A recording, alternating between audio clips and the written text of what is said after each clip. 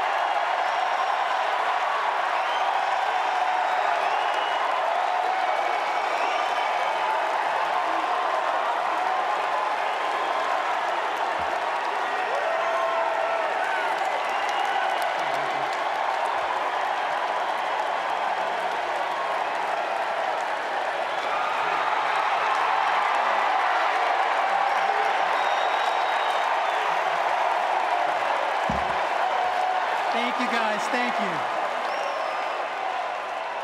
Congratulations to the class of 2020, class of 2021, and welcome back to fellow Gold Jackets. Your presence, without a doubt, is most definitely felt. Thank you for being here. I love football. I love football. It was my entire life since as long as I can remember. I fostered an obsession with the game early on that I modeled after meticulous regiments of some of the greatest artists of past: Dickens, Beethoven, Demostheni. These great men were known to have a beast-like work ethic, coupled with an unwavering ability to create until perfection, beyond what most believe the human body will allow. To me, that's what it takes from being ordinary to extraordinary. It is the willingness to push beyond what the brain says to the body is possible and create a new order of boundaries for oneself. It is the ability to learn from greatness around you and curate for yourself a unique version of their efforts. Football challenged me mentally, physically, and spiritually in a way that no other feature of life could, so I was hooked. I had to succeed in order to quench this desire, or I knew I would have lived a life without direction. Thank you to everyone who has been a part of my journey to make this feat possible, to give me the opportunity to live my passion fulfilled and finally rest knowing that I achieved my objective.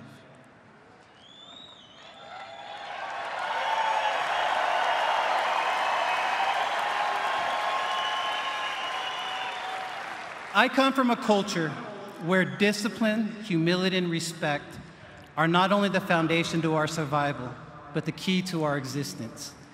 I am a first-generation American Samoan and proudly representing my family's lineage to America through the NFL.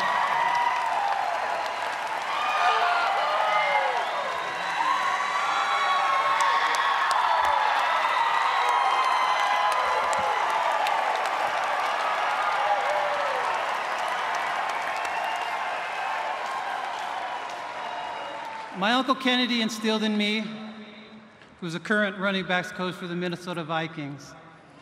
He instilled in me an authentic respect and passion for the game.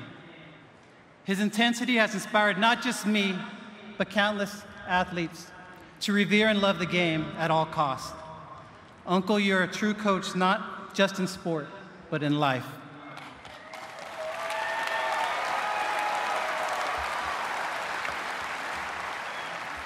My first real introduction to the NFL was at our first full padded practice when Hines Ward and I hit. Listen, it was my legs that subsequently buckled, and he held me up like a toddler and said, "I'm not like any other wide receiver." No doubt, Hines, I look forward to sharing the stage with you one day.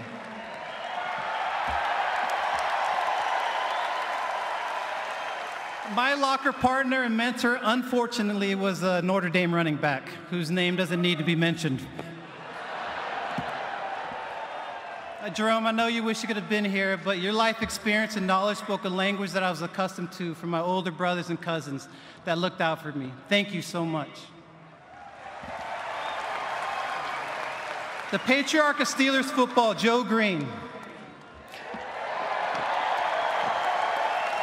He defined a standard that we would all struggle to emulate decades later.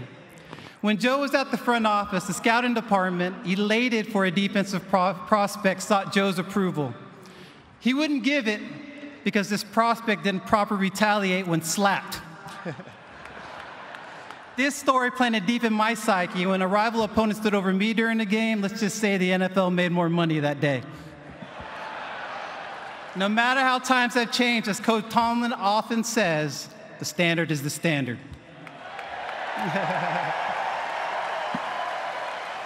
My rookie year was a challenge. I couldn't make a play of any significance. I recall reading the newspaper earlier in the season labeling me a first-round bust. When I vowed not to read any sports column hoping it would somehow change, Mr. Dan Rooney approached me for our very last game and said, "Don't pay attention to what they're saying about you. I think you're doing fine." I said, "Mr. Rooney, they're still talking bad about me?" Coach Cowher would teach us to embrace misery by forcing us to practice outside no matter the weather, recalibrating us to love the hot, humid camp days and bask in the bitter, cold frost of game days. He instructed us to embody the Yinzer spirit of hard work, humility, and toughness, coupled with loyalty so that we could accurately represent the city of Pittsburgh. Thank you, Coach.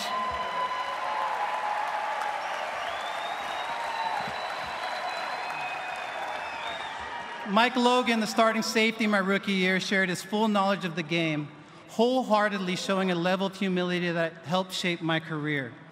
Like many other teammates, his selflessness paved a greater opportunity for others at his own expense. It is unnatural in the most competitive environment to train your replacement, yet this is our culture, Steeler culture. These virtues I learned while playing for the Steelers are what make the legacy of the black and gold timeless. They are passed down in the locker room from the steel curtain to anyone who valiantly wears the black and gold, creating a brotherhood that is deeper than money, business, and winning. To be a Steeler is to consider others before you consider yourself, to protect your brother even from himself, to give support at your own expense. And when wearing the black and gold suit of armor, make sure nobody desecrates it, disrespects it. Most importantly, we ourselves don't dishonor it. The only approval any Steeler should seek is to earn the approval from previous legends who have donned the black and gold. And if you've really earned their respect, they'll say, "You could have played with us."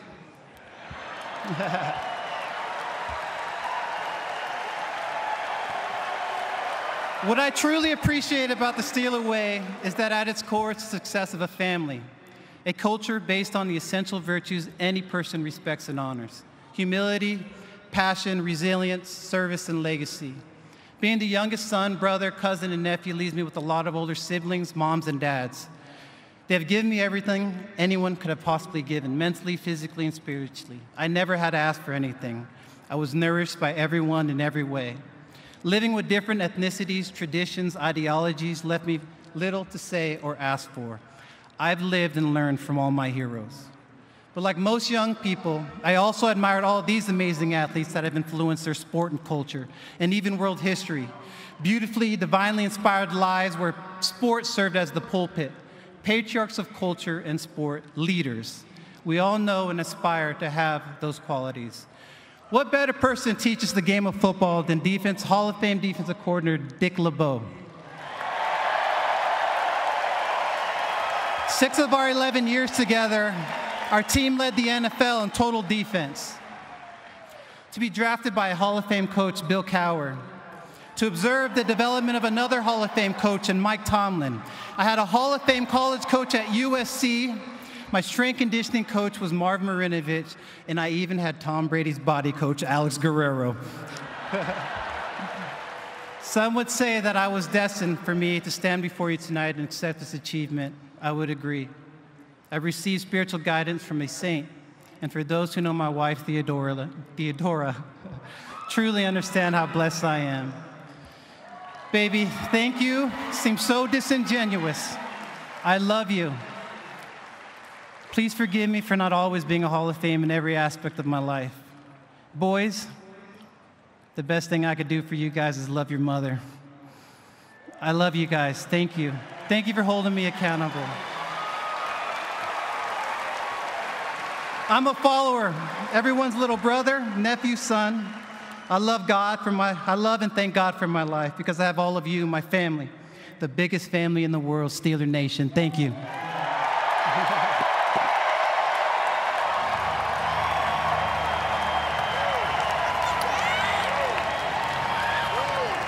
What a beautiful speech, and the place here is lit.